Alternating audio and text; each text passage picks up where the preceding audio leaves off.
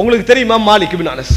இமாம் மாலிக் இப்னு அனஸ் தாய் அடிக்கடி இந்த இமாம் மாலிக் இப்னு அனஸ் அவர்களை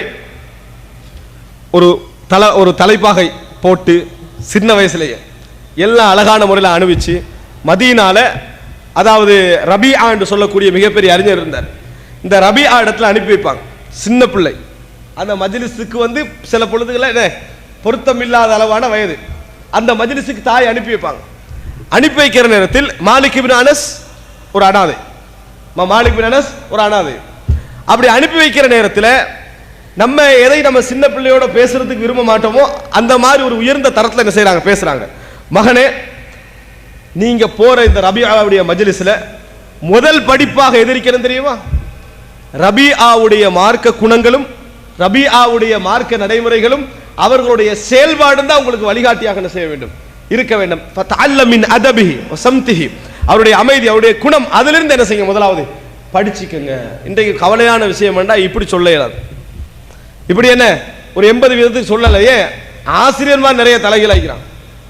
அவருடைய குணத்திலிருந்தும் அவருடைய பண்பிலிருந்தும் படிச்சுக்கங்கன்னா அப்ப கெட்டு போக சொல்றீங்களா? அப்படி என்கின்ற லெவல்ல நிறைய என்னது சூழல் மாறி உண்மை. ஆனால் மார்க்க ரீதியான கல்விகளை படிக்கிற நேரத்தில், மார்க்க ரீதியான செய்திகளை கேட்கிற நேரத்தில் மிக முக்கியமான பண்பாடாக அவர்கள் பார்த்தது என்ன?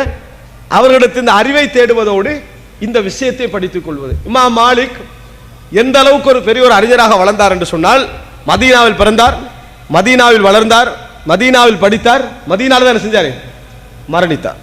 மதீனாவில் தான் மரணித்தார்.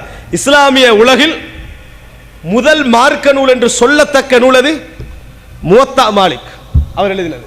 முவத்தா மாலிக் தான் இஸ்லாமிய உலகில் முதல் மார்க்க நூல் என்று சொல்லத்தக்க ஒரு மிகப்பெரிய நூலாக இருந்தது. அவர் படித்த கல்வி அல்லாஹ் செஞ்ச பரக்கத்து என்ன தெரியுமா? எத்தனையோ அறிஞர்கள் எல்லா ஊருக்கும் போயிட்டு என்ன செய்வாங்க, படிச்சுட்டு வருவாங்க. அல்லாஹ் அவருக்கு செய்த பரக்கத்து என்ன தெரியுமா? மதீனால மட்டும்தான் படிச்சாரு. ஆனால் அந்த மதீனாவில் அவருடைய முவத்தா மாலிக் எடுத்துக்கொண்டீங்கன்னா 95 ஆசிரியர் வழியாக செய்திகளை பதிவு செய்வார். 95 ஆசிரியர் வழியாக. அதுல 89 ஆசிரியர்கள் மதீனாவாசிகள். 89 ஆசிரியர்கள் மதீனாவாசிகள்.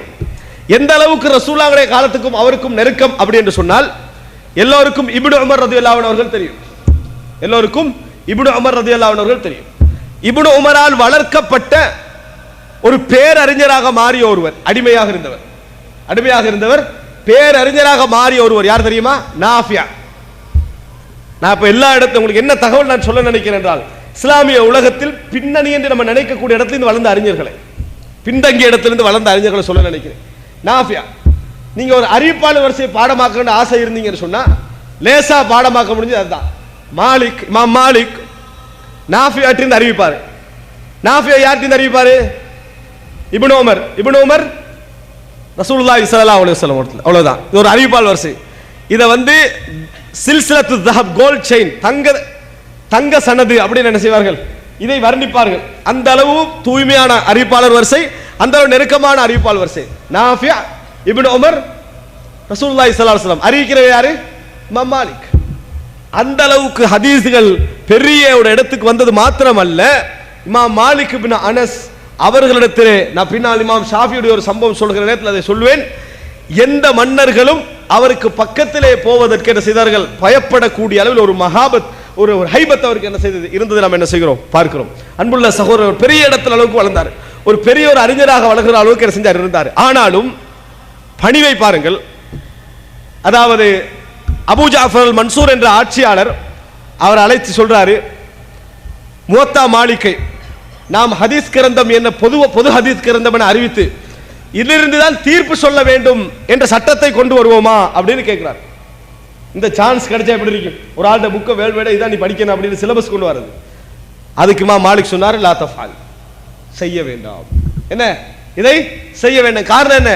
ஒரு மனிதனுடைய இஜ்திஹாத் எல்லாம் என்ன செய்யாது, அல்லாஹ் ரசூல் சொன்ன இடத்துக்கு என்ன செஞ்சிராது, வந்துராது என்பதற்காக இமாம் மாலிக் சொன்னார். அன்புள்ள சகோதரர்களே, அறிவு தேடுவதோடு சேர்த்து எது அவங்களுக்கு வருது, பண்பாடு, இந்த மார்க்க அந்த உணர்வு, இவைகள் வருவதை நாம் என்ன செய்கிறோம், பார்க்கிறோம்.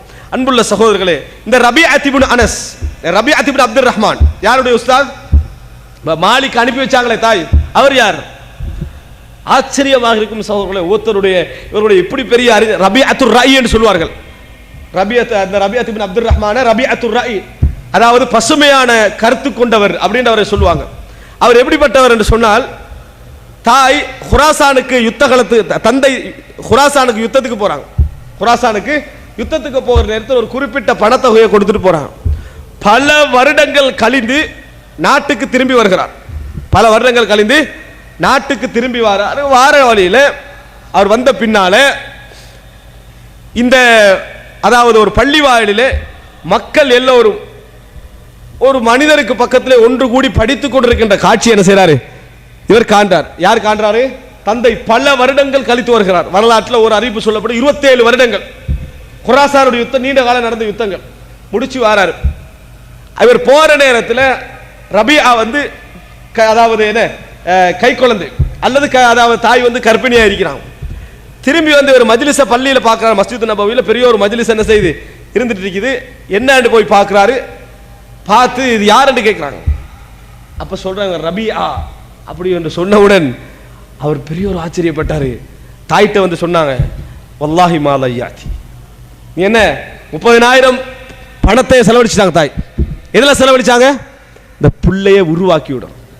நீங்க பணத்தை வீணாக்கல்ல, ஒரு பெரிய ஒரு பொக்கிஷத்தை என்ன செஞ்சிட்டீங்க, உருவாக்கிட்டீங்க. தந்தையுடைய எந்த சம்பந்தமும் இல்லை, தந்தையுடைய எந்த சம்பந்தமும் இல்லை என்கிற தூரம். கடிதம் என்று வந்தாலும் கூட வருஷத்துக்கு ஒரு முறை என்ன செய்யலாம், வரலாம். இந்த அளவு தூரத்திலிருந்து வந்த பின்னால வெறும் தாயுடைய பங்களிப்பால் மாத்திரம் ரபியா என்று சொல்லக்கூடிய ஒரு மிகப்பெரிய ஒரு அறிஞர் உருவாகிறாரு. அவங்ககிட்ட தான் யார் படிச்சாங்க? இமாம் மாலிக் என்ன செஞ்சாங்க, அனுப்பி வைத்தார்கள். அந்த அளவுக்கு பிரபல்யம் மிக்க இந்த இடத்துல எல்லாம் யார் செல்வாக்கு செலுத்தின நீங்க நினைக்கிறீங்க பாருங்க.